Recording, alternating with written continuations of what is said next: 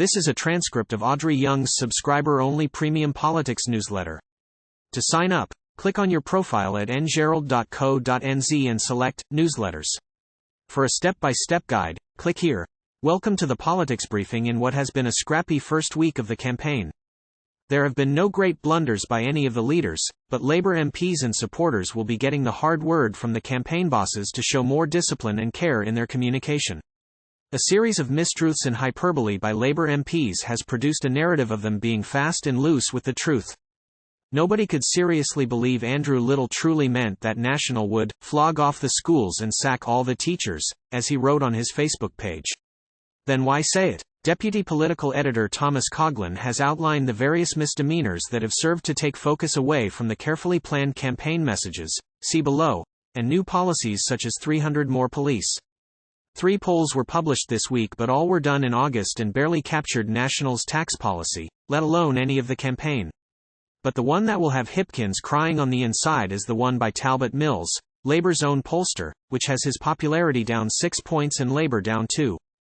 On the bright side for Labour, its polling begins with a 3, not a 2. It was done before the announcement of free dental care to those under 30, and National would need ACT and NZ first to govern. To add to Hipkins' woes, the Ombudsman's office has ordered the PM's office to apologise to Herald journalist Alex Spence for delays in providing documents under the OIA on flooding in Auckland this year. Christopher Luxon's ratings as preferred Prime Minister appear to be rising.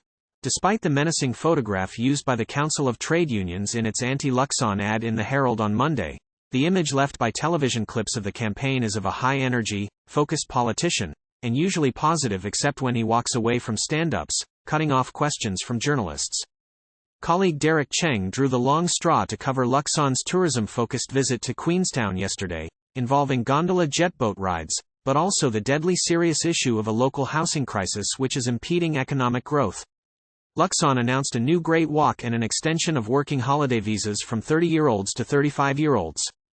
ACT leader David Seymour also got grumpy with TVNZ journalist Benedict Collins this week for asking questions about the departure of a low-ranked candidate from ACT's list during a stand-up about ACT's productivity policy. The policy would set a target for New Zealand to become among the top 10 fastest-growing countries in the OECD, measured by real GDP growth per capita and by requiring cabinet ministers to assess any new measure against productivity and economic growth. Seymour, not unexpectedly, was received well at the Business New Zealand conference earlier in the week but horrified fellow panellist Green MP Julie Ann Genter in suggesting women's suffrage leader Kate Shepherd had believed in universal human rights and may have signed up for ACT. New Zealand First Leader Winston Peters was at the conference too with former Wellington Mayor Andy Foster and announced that Foster would be standing for NZ First, as he did in 2017. We are a little bit concerned that we are actually going to attract as many Barbie fans as ACT fans. But increasingly there's a crossover. We think that this bus will be more than can now, ACT leader David Seymour in launching the party's bright pink campaign bus, the Big Pinky. The scheme to discount electric cars would be made more redundant, under National, than a hairnet on a bald man. Reporter Amelia Wade gets personal on NewsHub after covering National's policy to end discounts for electric cars and Christopher Luxon's visit to a gelato shop in Christchurch where heads had to be covered. Christchurch Central MP Duncan Webb, the latest Labour MP to utter untruths by saying National would repeal Matariki Day, although the confusion may be understandable. National said it supported Matariki, but voted against it because it thought another unidentified public holiday should be ditched, so there was no increase in public holidays overall. To be clear, Duncan, that does not mean National is planning to repeal Labour Day. Rollickin' Gelato in Christchurch for its ingenious flavours named after political leaders, including Blueberry Lux, Orange Chocolate Chippy and David S'more. Labour has dropped to a new low in the latest Talbot Mills corporate poll, falling to 30%, down from 32% last month. ACT Party leader David Seymour has unveiled a bright pink campaign bus, and revealed a donor will supply him a plane to help get around 75 campaign stops. The Labour Party has come under fire for tenuous claims some of its advertisements and MPs have made about National and ACT. Analysis. National leader Christopher Luxon had a gorgeous day in Queenstown to announce a series of tourism policies, including an additional Great Walk and more access to working holiday visas, writes Derek Cheng.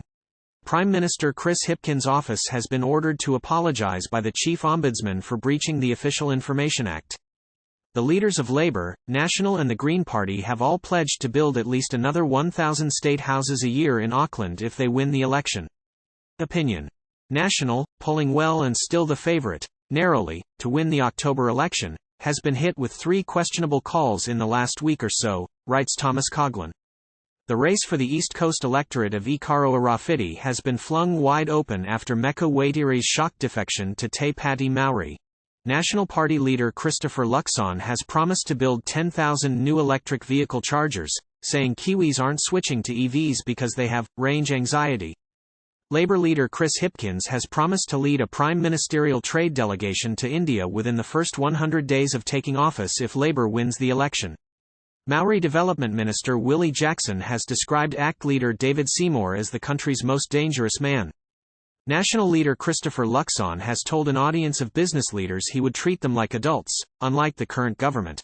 New Zealand exporters could face nearly $100 million in tariffs if the government forges ahead with its digital services tax.